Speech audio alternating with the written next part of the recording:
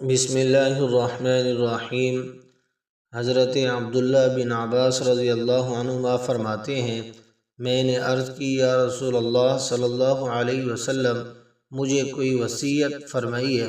آپ صلی اللہ علیہ وسلم نے فرمایا، نماز قائم کرو، زکوٰۃ ادا کرو، رمضان المبارک کے روزے رکھو، بیت اللہ کا حج اور عمرہ کرو، اپنے ماں باپ کے ساتھ حسن سلوک کرو، صلہ رحمی کرو اور مہمانوں کی خدمت کرو، بھلائی کا حکم دو، برائی سے منع کرو، ہمیشہ اہل حق کا ساتھ دو۔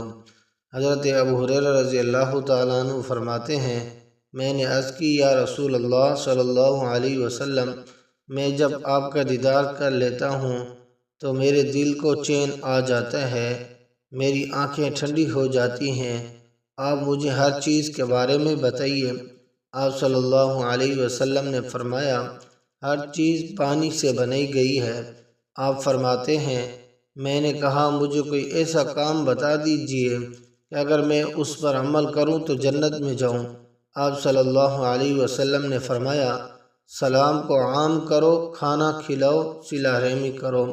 رات کے جس پہر میں لوگ سو رہے ہوتے ہیں اس وقت عبادت کیا کرو، پھر تم سلامتی کے ساتھ جنت میں چلے جاؤ گے۔